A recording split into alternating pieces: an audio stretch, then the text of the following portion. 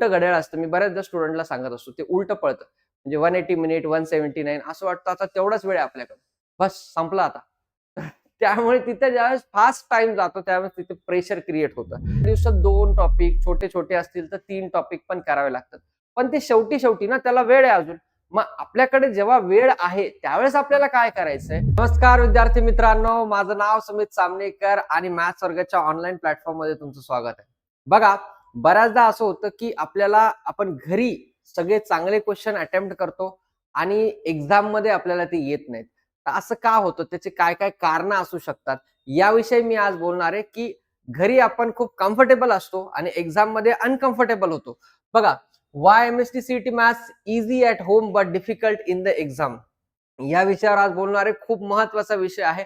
बऱ्याच मुलांना हा प्रश्न पडतो की सर आम्ही सगळी तयारी करून गेलतो पण एक्झाम मध्ये आम्हाला बऱ्याच गोष्टी नाही आल्या किंवा आठवल्या पण नाही. तर ते का असं होतंय याबद्दल आपण बोलणार आहे. जर तुम्ही चॅनलला अजून सबस्क्राईब केलेलं नसेल तर चॅनलला सबस्क्राईब करून घ्या. ठीक आहे.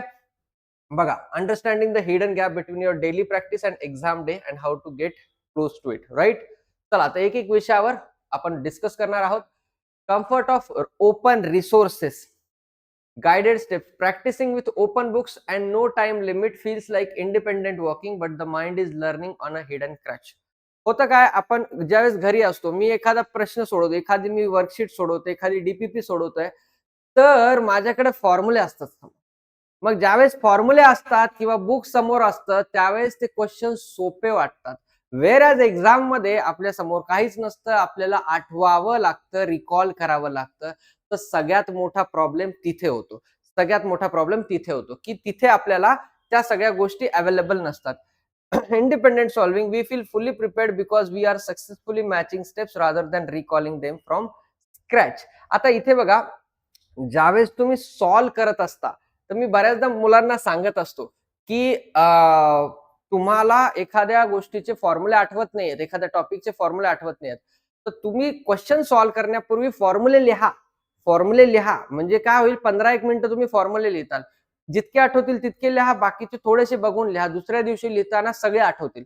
तर याच्याने काय होतं की तुम्ही क्वेश्चन ज्यावेळेस सॉल्व्ह करता तुम्हाला बघण्याची गरज नाही पडत. कारण लिहिताना तुम्ही जर मनाने फॉर्म्युले लिहिले तर रिकॉल करायला खूप सोपं जातं. त्यामुळे ते करणं खूप आवश्यक आहे. इंडिपेंडेंट सॉल्विंग असणं इम्पॉर्टंट आहे. Following guided step creates a temporary feeling of mastery. Real confidence comes from building without the reference. तर मी जसं सांगितलं की आपल्याकडे रेफरन्स नसेल म्हणजे फॉर्म्युले आपण पाठ केलेले असतील तर आपल्याला ते सोपं जाणार आहे. हा झाला एक पार्ट.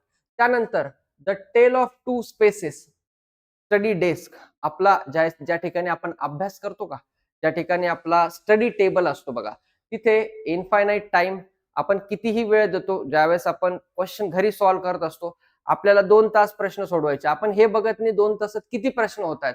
फक्त आपल्याला प्रश्न सोडवायचे असतात. सो आपल्याकडे टाइम खूप असतो. एकाच प्रश्नाला आपण खूप वेळ देतो. तो एक प्रॉब्लेम आहे. Open notes and formulas near by. जे मी आता सांगितलं की नोट्स असतात, फॉर्म्युले असतात, सगळं जवळ असतं, मग फक्त प्रश्न सोडवायचे. We are very much comfortable, कारण आपल्याला माहिती आहे की आपल्याला नाही आलं तर आपण बघणार आहे, मग आपल्याला येऊन जातं ते लगेच. बरेच मुलं तर असं करतात की त्यांना एक सवय लागलेली असते की त्यांनी समजा 20 प्रश्न सोडवले, 20 मधले 15, 16, 17 प्रश्न ते सोल्युशन पाहून सोडवतात. आता होतं काय याच्यामध्ये, ज्यावेळेस तुम्ही एखादा प्रश्न घेता, तुम्हाला नाही आला, तुम्ही सोल्युशन बघता, तुम्हाला सोल्युशन समजतंय, नो डाऊट अबाउट इट. पण सोल्युशन समजणं म्हणजे तुम्हाला येणं असं नाहीये. तुम्हाला त्याच्यासाठी तुम्हाला स्वतःला सॉल्व्ह करावं लागेल, तुमच्या टीचर्सची मदत घ्यावी लागेल जिथे नाही आलं तिथे. तर त्यामुळे ती प्रोसेस खूप महत्वाची आहे. तर ज्यावेळेस आपण त्या गोष्टी करतो त्यावेळेस ऑब्व्हियसली तो कम्फर्ट राहतो. तो कम्फर्ट एक्झाम मध्ये नाही, त्यामुळे प्रॉब्लेम येणार. Completely familiar surroundings.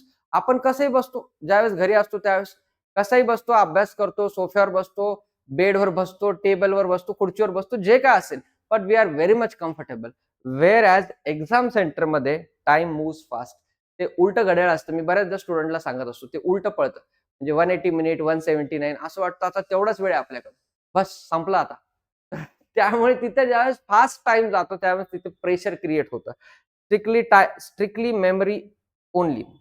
म्हणजे काय, तिथे आपल्याला नोट्स वगैरे काहीच नाहीये. तिथे फक्त मेमरीवर आपला भरोसा. आपल्याला जे जे आठवणार आहे ते आपण रिकॉल करणार आहे, त्याच्यानुसार लिहिणार आहे. त्यामुळे त्याचा इम्पॅक्ट 100% पडतो. Structured and unfamiliar environment. Centre कुठेही येऊ शकतं. सेंटर कुठेही आल्यावर कशी पण आपल्याला सीट तिथे मिळू शकते. सो ती काय आपल्या घरची जी कम्फर्टेबल सीट असते तशी नाहीये. So you have to remember this. तुम्हाला मी म्हणत नाही की त्याच्यामुळे तुम्ही घरी अनकम्फर्टेबली बसा आणि प्रिपरेशन करा. मी सध्या हे सांगतोय की तुमचे जे डिफरन्स येतो, जो गॅप आहे, तो का येतो बऱ्याचदा. हा एक अननोन फॅक्टर आहे. बरेच लोक याच्यावर चर्चा करत नाहीत. पण मी मुद्दाम हा विषय याच्यासाठी आणला की बऱ्याच जणांना ह्या छोट्या छोट्या गोष्टीचा विचार नाही करत की आपण घरी कम्फर्टेबली असतो, घरी आपल्याकडे खूप टाइम असतो, घरी आपण व्यवस्थित बसलेला असतो, तिथे आपल्याला थोडंसं वेगळ्या पद्धतीने वातावरण असतं. त्या गोष्टीचा विचार होत नाही. त्यामुळे पण काही अंशी त्या गोष्टीचा फरक पडतो. You do not need to change how smart you are, you just need to gently adjust your training environment. थोडंसं तुम्हाला चेंज करायच्यात काही गोष्टी, ज्याच्यावर मी बोलणार आहे आता.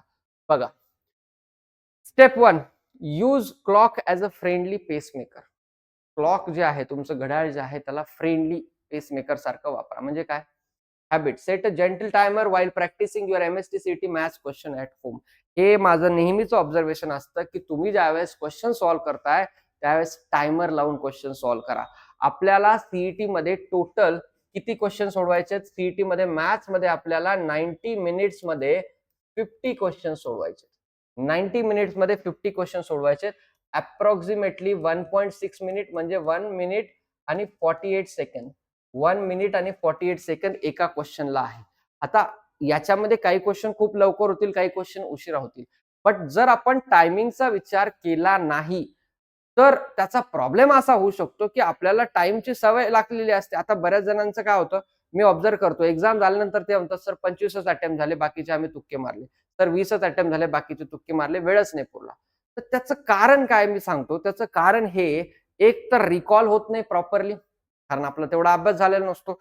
दुसरं, अभ्यास पण झालेला असतो, रिकॉल पण होतं, बट समहाऊ तुमच्याकडे त्या मेथड्स, ते टूल्स नाही आहेत ज्याच्याने तुमचा वेळ वाचेल. मग तुम्ही इगो हर्ट करता एक्झाम मध्ये आणि मग एकाच प्रश्नाला 4 मिनिटं, 5 मिनिटं, 6 मिनिटं लावता. त्याच्यामुळे सगळे प्रॉब्लेम क्रिएट होतात. ठीक आहे. त्यामुळे लक्षात ठेवा की तुम्हाला टाइम लावून प्रश्न सोडवायचे.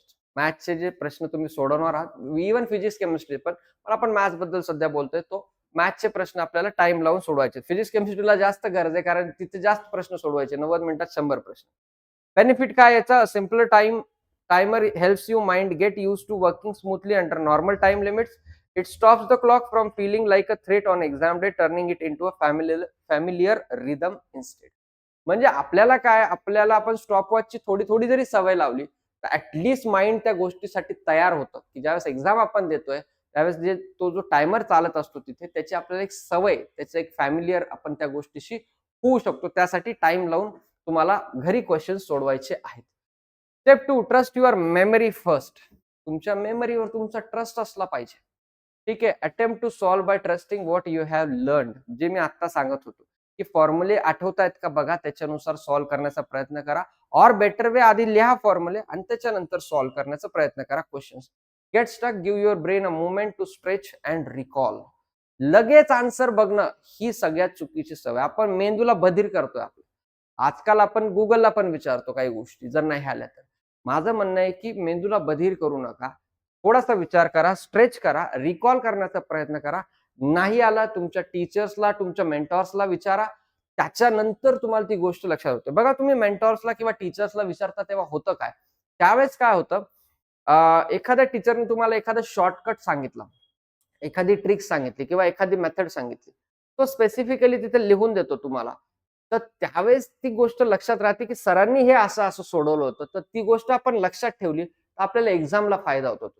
वेअर ॲज गुगल तुम्हाला रेडीमेड आन्सर देत आहे किंवा तुम्हाला पुस्तकातलं सोल्युशन रेडीमेड आहे, तुम्ही बघता ते ऑलरेडी टाईप केलेलं, ते कोणी तुमच्या समोर लिहित नाही, पहिली गोष्ट. बरं, मग ते त्यावेळेस ते येतं, आपण बघतो, हा हे असं, हे असं, हे असं येतं आपल्याला. की येतं तर मग आधी यायला पाहिजे होतं. मग तुम्ही नाही आलं म्हणूनच बघताय सोल्युशन, याचा अर्थ ते तुम्हाला येत नाहीये. सो तुम्हाला शेवटपर्यंत ट्राय करायचंय, रिकॉल करायचंय, थोडंसं मेमरीला स्ट्रेच करायचंय, त्याच्यानंतरच तुम्हाला चेक करायचंय. Check the formula sheet only after trying or completing the problem. तुमच्याकडे फॉर्म्युला शीट असेल तर तुम्ही नक्कीच ती बघू शकता. बट नाहीच आठवले फॉर्म्युले तर बघा, मी जसं म्हणलं की आधी फॉर्म्युले लिहिले मग सॉल्व्ह केले तर तुम्हाला रिकॉल तुमचा जो आहे तो प्रॉपर होऊ शकतो. Practicing without looking at formulas first builds a strong bridge between your memory and the paper. Use your notes as a safety net, not a starting point. तो फॉर्म्युलेज समोर ठेवून नोट्स समोर ठेवून डायरेक्ट क्वेश्चन सॉल्व्ह करायचे त्याने काही मतलब नाही. तुम्हाला सगळ्यात पहिल्यांदा तुमचं रिकॉल करण्याची तुमची जी स्ट्रेंथ आहे ती ओळखावी लागेल, त्याच्यानुसार पुढे जावं लागणार आहे. ठीक आहे. Step 3, build steady focus chapter by chapter. The trap. Jumping across multiple topics in one day leads to cognitive overload and confusion. Solution: master one topic deeply at a time. Build strong mastery chapter by chapter before moving to mixed revisions. आता शेवटी शेवटी काय होतं, आपल्याला एका दिवसात 2 topic छोटे छोटे असतील तर 3 टॉपिक पण करावे लागतात. पण ते शेवटी शेवटी ना त्याला वेळ आहे अजून. मग आपल्याकडे जेव्हा वेळ आहे त्यावेळेस आपल्याला काय करायचंय, त्यावेळेस आपल्याला चॅप्टर बाय चॅप्टर जायचं. होतं काय, आपल्याला आपल्या मूडवर अभ्यास असतो. म्हणजे मला जर मी मॅथ्सला 2 तास दिले तर मग मला असं वाटलं की थोडं ट्रिग्नोमेट्री सोडवायचं, थोडं कॅल्क्युलस सोडवायचं, थोडंसं डिफरन्शिएशन सोडवायचं, थोडंसं वेक्टर सोडवायचं. तर तसं होत नाही. किंवा तुम्ही काय करता, कोणाच्या तरी म्हणजे कोणाचं तरी ऐकून त्या गोष्टी करता किंवा कोणाची तरी गोष्टीने इन्फ्लुएन्स होऊन त्या गोष्टी करता, की आता हे एक टॉपिक केला, एकाच वेळेस 2 टॉपिक केले तर लवकर लवकर कव्हर होतील. बट त्याच्याने तुमचा लोड पण वाढणार आहे आणि त्याच्याने कन्फ्युजन पण वाढणार आहे. त्यामुळे स्टेप बाय स्टेप जा, चॅप्टर बाय चॅप्टर पुढे जा, सो दॅट त्याचं कन्फ्युजन क्रिएट होणार नाही. सो ही एक महत्वाची गोष्ट आहे. Making practice slightly challenging today creates calm tomorrow. The exam readiness triangle काय आहे? जेंटल टायमर्स सगळ्यात पहिल्यांदा, त्यानंतर ट्रस्टिंग मेमरी, त्यानंतर स्टेडी फोकस. तुम्हाला एक्झामसाठी जर तयार व्हायचं असेल तर तुमच्याकडे तुम्ही टायमर लावून अभ्यास करायला पाहिजे, जे मी आधी सांगितलं तेच. त्यानंतर तुमच्या मेमरीवर तुम्हाला ट्रस्ट पाहिजे. तुम्ही कशा पद्धतीने रिकॉल करता, मेमरी रिकॉल बद्दल काही गोष्टी जर तुम्हाला पाहिजे असतील तर या व्हिडिओच्या कमेंटमध्ये कमेंट करा. त्या मेमरी रिकॉल रिलेटेड काय टेक्निक्स असतील तर त्याच्यावर मी एक स्पेशल व्हिडिओ बनवून देईल तुम्हाला. सो फक्त मला कमेंट करून सांगा की मेमरीशी रिलेटेड, रिकॉल मेमरी कशी करायची, त्याच्याशी रिलेटेड काही गोष्टी पाहिजे असतील तर कमेंट करा की मेमरी रिकॉल म्हणून, सो दॅट मी त्याच्यावर एक वेगळा व्हिडिओ बनवून देईल तुम्हाला, सो दॅट तुम्हाला आणखीन काही गोष्टी कळतील. Steady focus. फोकस हा खूप स्टेडी असला पाहिजे, कारण जोपर्यंत तुम्ही डिस्ट्रॅक्टेड असाल तोपर्यंत तुमचा अभ्यास होणार नाही. So you have to be steadily focused. तुमचा फोकस खूप स्टेडी पाहिजे. ठीक आहे. Building confidence step by step. Preparing your environment match the exam hall guarantees you will feel ready, capable and confident when you sit down for the actual paper. Actual पेपरला जाताना तुम्ही जास्त confident जाल ज्यावेळेस तुमच्या ह्या सगळ्या गोष्टी असतील त्यावेळेस. आणि जो तुमचा काय म्हणतात त्याला कम्फर्ट झोन आहे त्याच्यापेक्षा तुम्ही डिस्कम्फर्ट झोन मध्ये जाताल, तर तसं न होता तुम्हाला सेम गोष्टी होतील. मग मी बऱ्याचदा टेस्ट बद्दल बोलताना पण सांगतो की तुम्ही जर टेस्ट सिरीज एखादी देताय किंवा मॉक टेस्ट देताय तर तुम्ही त्याच टाइमला द्या, युजली ज्या टाइमला तुमची एक्झाम असते. मग ती सकाळच्या शिफ्टला किंवा दुपारच्या शिफ्टला, त्या टाइमला देण्याचा फायदा काय असतो, आपलं एक बॉडी क्लॉक त्या पद्धतीने वर्कआउट करतं. रात्री टेस्ट देताय, खूपच सकाळी उठून देताय, त्याच्याने काहीही डायरेक्ट बेनिफिट तेवढा होत नाही. बट जर तुम्ही त्याच टाइमला, ज्या टाइमला एक्झाम असते त्या टाइमला दिली तर त्याचा इम्पॅक्ट 100% पडतो. नक्कीच त्याचा इम्पॅक्ट पडतो. Right. So this is about the part. हा महत्वाचा पार्ट होता की तुम्हाला एक्झामसाठी ज्यावेळेस तुम्ही एक्झामला जातात त्यावेळेस काय बदल दिसतात आणि तुम्ही घरी असता त्यावेळेस काय बदल दिसतात. व्हिडिओ आवडला असेल तर नक्की व्हिडिओ खाली कमेंट करा आणि हो, चॅनलला सबस्क्राईब देखील करा. आपलं चॅनल जे आहे ते महाराष्ट्रातलं एकमेव मराठीतून असलेलं चॅनल आहे मॅथ्ससाठी. तर मॅथ्सशी रिलेटेड मास्टर स्ट्रोक्स असतील, लाईव्ह लेक्चर्स असतील, सगळ्या गोष्टी आपण चॅनलवरती देत आहोत. तर व्हिडिओला आवडला असेल तर नक्की शेअर करा, लाईक करा आणि कमेंट करा. चॅनलला सबस्क्राईब करा. Thank you very much.